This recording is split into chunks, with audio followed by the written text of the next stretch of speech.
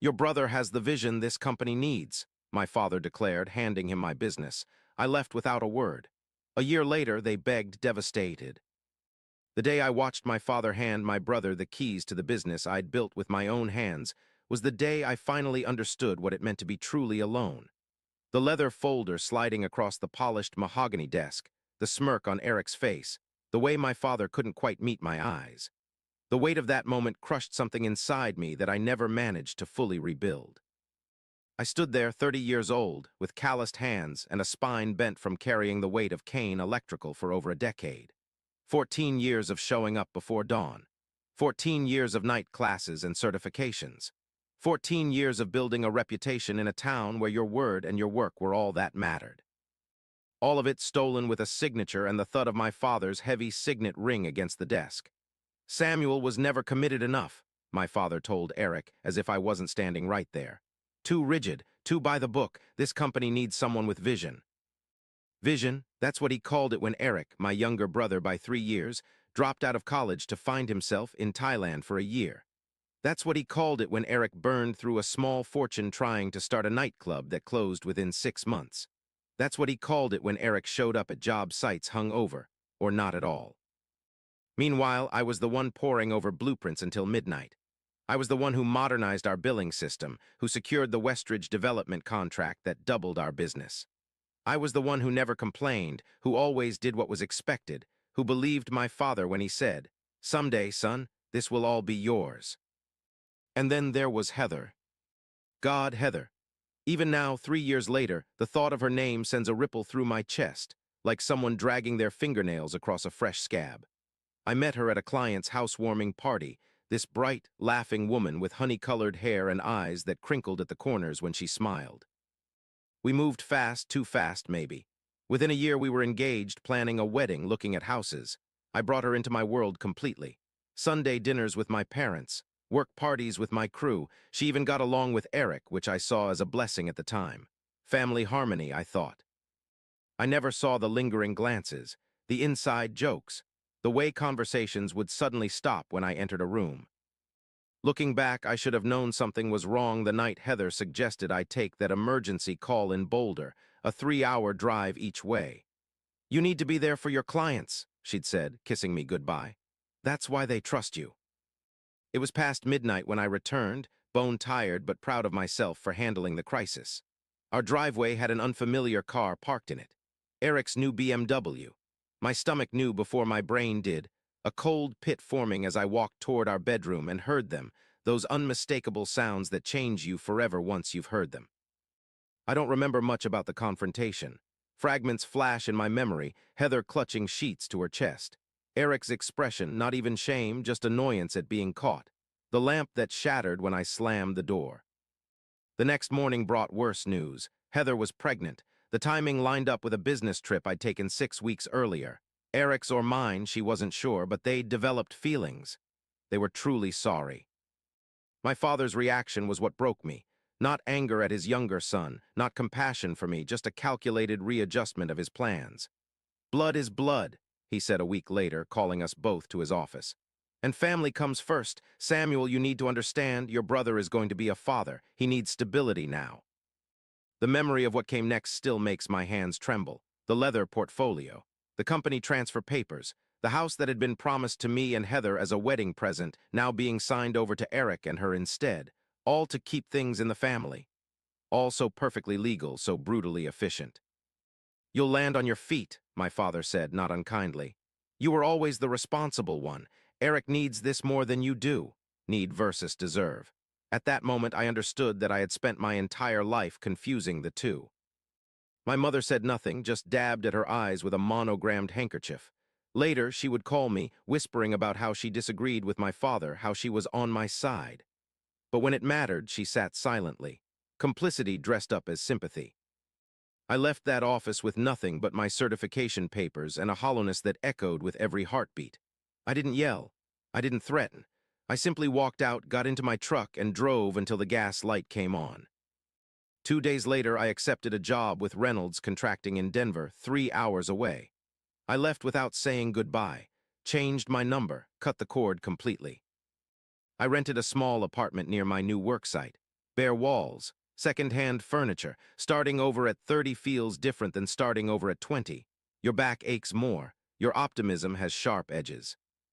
The first few months were a blur of work and silent evenings.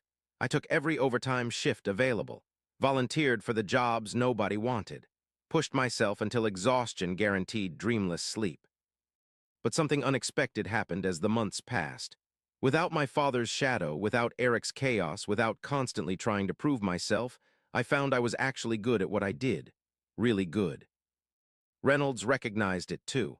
6 months in, they promoted me to team lead. 3 months after that, I was managing my own crews. By the 1-year mark, I had clients specifically requesting me by name.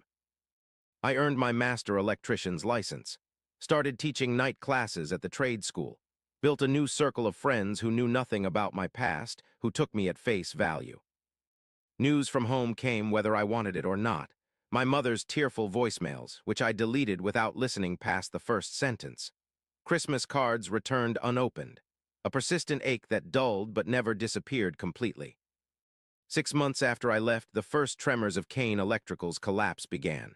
A former colleague texted that Eric had shown up drunk to the Peterson project meeting, insulting the client so badly they pulled their $200,000 contract on the spot. My fingers hovered over the phone. Delete. Not my problem anymore. Next came the safety violation at the Westridge development. Live wires left exposed overnight because Eric forgot to inspect before closing the site. A $15,000 fine and a formal warning from the licensing board. The superintendent who'd specifically requested me for years now refused to work with Kane Electrical altogether. Each update arrived like distant thunder, the storm inevitable, just a matter of time. By the 18-month mark, Eric had lost 3 of our 5 major commercial clients. Dad had started showing up at job sites, trying to smooth things over, his pride crumbling in real time as he made excuses for his chosen successor. The irony tasted metallic in my mouth. Not satisfaction, not quite grief, something more complicated, the dull ache of confirmation. Word came that Eric had hired his drinking buddies as project managers, men who couldn't tell a circuit breaker from a light switch. 2 critical installations failed inspection. A client sued for damages after faulty wiring caused equipment failure. Through the industry grapevine, I heard suppliers had started demanding payment up front, the ultimate vote of no confidence. The business I had poured my soul into was dying by 1,000 cuts, each one traceable to the moment my father decided I wasn't worthy of my birthright. In my 3rd year away, the rumors became desperate whispers. My father had mortgaged their house to cover mounting debts. Eric was drinking openly on job sites now, abandoning any pretense of competence. The business license was under review after a 4th major safety violation. Heather had finally left him, taking their son, my nephew, or perhaps my son, the paternity never confirmed, to stay with her sister. Each piece of news landed like another stone in my stomach. My chest tightened with emotions I couldn't name, didn't want to name. I felt nothing, or rather I felt too much to identify any single emotion in the storm. I was building something new here, teaching apprentices the right way to do things, dadding occasionally, though nothing serious, healing slowly. Then came the day I looked up from a junction box to see my father standing in the doorway of the half-finished office building. Older, smaller somehow. The confident posture gone, replaced by the slight stoop of a man carrying too much. "Samuel," he said, my name cracking between his lips like thin ice. My hands continued their work, methodically securing wires with the precision that had become my trademark. Each twist of copper a meditation, a barrier between his desperation and my hard-won peace. "Son, please, 5 minutes." I nodded to my apprentice to take a break, then faced the man who had shattered my world. Up close, the changes were shocking. Gray skin stretched too tight over cheekbones. Bloodshot eyes swimming with unspoken pleas. Hands that trembled slightly, those once steady hands that had taught me to hold my first screwdriver. Something twisted inside me. Not pity, not quite. "You look tired," I said, my voice neutral. He attempted a smile that never reached his eyes. "Your mother asks about you every day." The familiar manipulation. The weight of family obligation like a hand on the back of my neck, pressing down. I said nothing, just waited. "The business," he began, then cleared his throat. "We're struggling, you've probably heard." I nodded once. The silence stretched between us like a live wire. "Eric tried," he said, the lie hanging awkwardly in the air. He really did, but it turns out he doesn't have your attention to detail. Is that what we're calling it now? My voice was quiet but edged with steel. He flinched, looked down at his expensive shoes, now scuffed and worn. Your grandfather's legacy, 3 generations of Kane men. The same speech he'd given me since childhood. The weight of family history as both gift and burden. I was wrong, he finally said, the words falling heavily between us. 3 words dropped into the space between us like stones into still water. 3 years too late. Eric ran it into the ground. We're about to lose everything. The business, the house, your mother's beside herself. My heart thundered in my chest, betraying me. I thought I'd excised this need. This desire for him to finally see me. Recognize my worth. The approval I'd chased my entire life dangled before me now like bait in a trap. I'll sign it all over to you, he continued, eyes brightening with desperate hope. Full ownership, no strings, come back and save it, son. It's your legacy, too. My laugh surprised even me, hollow and sharp, scraping up from somewhere deep and wounded. My legacy? You gave my legacy to Eric. It stopped being mine the moment you chose him. I made a mistake, he admitted, desperation edging his voice. The biggest mistake of my life. He stepped closer, the familiar cologne mingling with something new, the sour scent of failure. Your mother cries at night, Samuel. She misses you. We both do. The guilt card played expertly as always.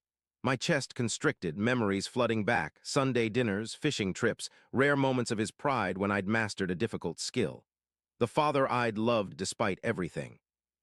But this business, he continued, seizing on my momentary softness, it's been in our family for 3 generations. Your grandfather built it from nothing. Can you really just let it die? Something shifted in my chest then, not forgiveness, but clarity. The realization that I was no longer the person who had walked out of his office 3 years ago. That person had been defined by his need for this man's approval. I was defined by something else now. It's already dead, I said quietly. You killed it the day you decided I wasn't good enough. He reached for my arm, his fingers trembling. I stepped back, the motion small but definitive, a boundary. Don't you see? His voice cracked. I'm trying to make it right. I need you, son. Need, not love, not respect, just need. You chose Eric over me when it was convenient, I told him, each word deliberate and final. You don't get to choose me now that it's necessary. I watched him leave, shoulders hunched against a weight I refused to carry anymore. That night, I slept better than I had in 3 years. 2 weeks later, the next blow came. A text from an unknown number. We need to talk about your son. Heather, always knowing exactly how to pull me back in. My hands trembled as I stared at the screen, stomach dropping into a bottomless void. Your son. 2 words that cracked my carefully reconstructed world right down the middle. The paternity test was simple enough. A cheek swab at the clinic, 2 weeks of wondering, sleepless nights imagining possibilities. The results came back on a Tuesday morning, 99.8% probability I was the father of Louis Kane, age 2. I met them at a playground near her sister's apartment. The moment I saw him, this small person with my eyes, my serious expression, my habit of studying things before engaging, something ancient and primal shifted in my chest. A tectonic movement of the heart, the certainty that nothing would ever be the same again. Heather was subdued, makeup not quite hiding the shadows under her eyes or the fatting bruise near her temple. Something cold settled in my stomach at the sight. She looked both older and younger somehow, worn down yet vulnerable in a way she'd never allowed herself to be with me. Eric left, she explained, watching Louis on the swings. He's in Arizona with some woman he met online. The divorce was finalized last month. Why tell me now? I asked, the question that had burned in me since her text. Why not when he was born? She looked away, fingers nervously twisting the strap of her purse. I wanted to tell you, she whispered, her voice catching. From the moment I felt him kick, I knew, a mother knows Samuel. I waited, giving her space to continue. When I told Eric I wanted a paternity test, he changed, started drinking more, checking my phone. Her eyes flicked to the fatting bruise, then away. He said if the baby was yours, we'd lose everything, the business, the house, his father's respect. My jaw tightened. So you let me believe. He swore we'd do a test after things settled down, she interrupted, words tumbling out faster now. Said his father would never need to know, that we could figure it out between us. But then the baby came, and Eric started having problems at work and... She wiped at her eyes. He convinced me it was just easier to keep things as they were, that telling you would destroy everyone's lives for nothing. For nothing, I repeated flatly. My son was nothing. I was wrong, she whispered, echoing my father's too-late admission. By the time I realized how completely wrong I was, it felt impossible to fix. How do you tell someone you've kept their child from them for over a year? Her eyes finally met mine, swimming with tears. And then Eric started getting physical. I couldn't. I didn't know how to. Easier, that word again. The path of least resistance that had carved the terrain of my family's choices into a landscape of betrayal. But beneath Heather's words, I sensed something my father had never offered: genuine remorse, complicated by fear. I watched my son laugh as he came down the slide. My son who had been kept from me for convenience. My son who needed me now that Eric was gone. I thought maybe we could try again, Heather ventured, her hand brushing mine. For Louis's sake, we were good together, Samuel. The touch that once would have sent electricity through me now felt like nothing at all. I'll be getting a lawyer tomorrow, I said, my eyes still on Louis. We'll work out custody and support legally, properly. Samuel, I'll be a father to him, I continued, cutting her off. The best father I can be, but you and I are done, Heather. We've been done since the night I found you with my brother. In the months that followed, I created a life that had room for Louis in it. Switched to a management position with more regular hours. Found a 2-bedroom apartment with a park nearby. Built him a bedroom with dinosaur decals on the walls and a nightlight that projected stars on the ceiling. Every other weekend and Wednesday evenings he was mine. We established routines. Pancakes on Saturday mornings. Stories before bed. Small, sacred rituals that began to heal something in both of us. I met Vanessa at a supplier's conference, a commercial architect with quick wit and thoughtful eyes. Our relationship developed slowly, carefully. I was different now, warier, yes, but also more honest about what I wanted, what I needed. By the time I introduced her to Louis, I was certain about where we were heading. The final confrontation came a year after my father's visit. Eric showed up at my job site, unannounced and unwelcome. Thinner, wild-eyed, with the desperate energy of a man running out of options. They're foreclosing next month, he blurted. Dad had a mild heart attack. Mom's selling her jewelry to pay medical bills. It's all falling apart and you're just, what, living your life, pretending we don't exist. I continued reviewing blueprints, refusing to be pulled into his chaos. That's exactly what I'm doing. You could help. You could save everything if you wanted to. I looked at my brother, really looked at him, and felt a strange sense of peace. I'm not responsible for fixing what you broke, Eric. Not anymore. It's your family, he shouted, causing heads to turn. No, I said calmly. Louis is my family. Vanessa is becoming my family. The people I've chosen who choose me back every day. They're my family. Eric's face crumpled, the bluster giving way to the fear beneath it. For a moment, I glimpsed the little brother I'd protected from bullies, taught to ride a bike, helped with homework. A flicker of grief passed through me for what might have been. I'm sorry, he whispered. I ruined everything, I know that now. Too little, too late, the refrain of my family's relationship with me. But standing there, I realized something important. I no longer needed their apologies. Their regret was their burden to carry, not mine. Goodbye, Eric, I said, turning back to my work. Not cruel, just final. After he left, one of my crew approached cautiously. Everything okay, boss? I looked around at the job site, my team, my work, my life built on my own terms. Yeah, I said. Everything's exactly as it should be. 3 months later, I heard through mutual connections that Kane Electrical had closed its doors for good. My parents had sold their house and moved to a retirement community in Arizona. Eric had taken a job as a sales rep for an electrical supply company in Nevada. The news settled over me like a light snow, covering the landscape but not changing its essential shape. I felt no triumph, no satisfaction. Just quiet acknowledgement that some chapters end without resolution, some wounds heal but leave scars. Last week I received a small package in the mail. Inside was my grandfather's old multimeter, the one he'd used to teach me about circuits when I was 8. No note, just the battered tool that had sparked my love for this trade. My mother's doing, I suspected, her version of an olive branch. I placed it on the shelf in my home office, next to the framed photo of Louis and me at the zoo and the blueprint of the first building Vanessa and I had collaborated on. Past, present, and future aligned at last. They say the best revenge is living well. I don't know about that.